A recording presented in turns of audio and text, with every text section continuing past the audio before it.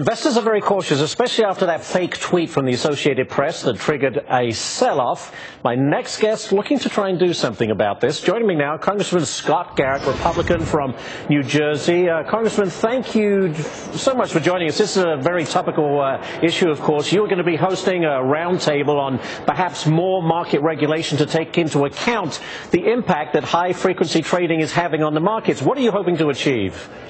Yeah, so that actually falls into, I guess, maybe like the third of three panels that we will take to look at this.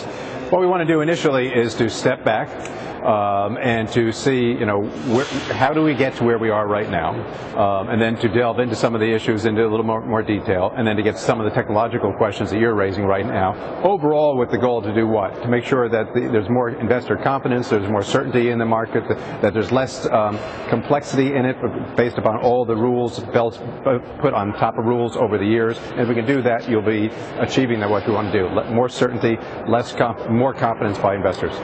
Congressman, to screw up is human. To really screw up takes a computer, as the saying goes, and it's a reality of today's life. And whatever you come up with regard to changing the regulations or the system, isn't there always a way that you can change a computer program to get around it?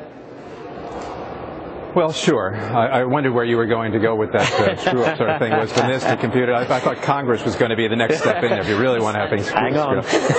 Yeah. So that is true. But here's the problem. At least the way I see it. The problem is that Congress for too long has been looking at these issues in a singular fashion: the flash trade issues, the algorithm issues, the dark pools, and so on and so forth, and say, what do we need to do here? What do we need to do here? We need to step back and take a holistic approach to see whether or not whether the exchanges we have multiple exchanges today where you didn't have that before, whether you take a top-down macro look at these issues and say maybe we need to revamp the system in a much larger sense than we have in the past. And if you do that, maybe we can create the certainty in the marketplace. And to answer your question, yes, no matter what we do, there will always be new issues coming up in the future.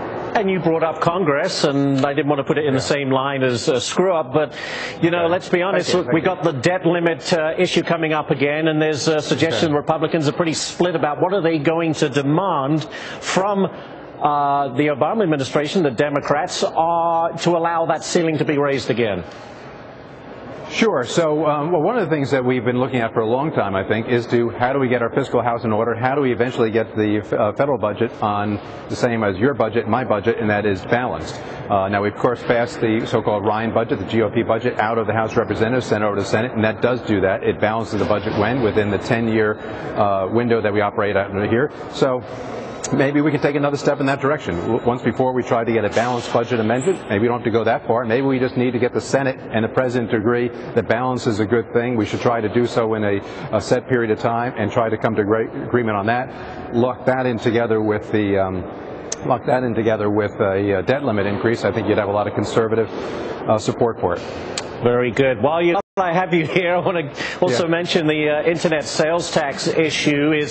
What's your stand on that? Is it creating an equal playing field, or is it a money grab and job killer?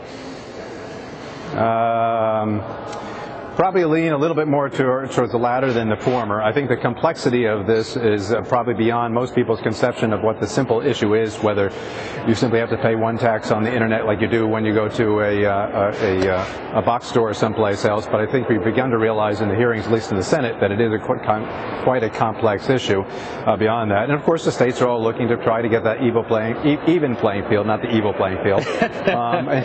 In Congress we're always trying to get that level playing field or even playing field. It's something that you just can't achieve, I think, and what we have to do is what the best system is for the economy. Very good. Congressman Scott Garrett, thank you so much for joining us on a wide variety of topics. Appreciate it. My pleasure. Thanks a lot. And some of the other stories.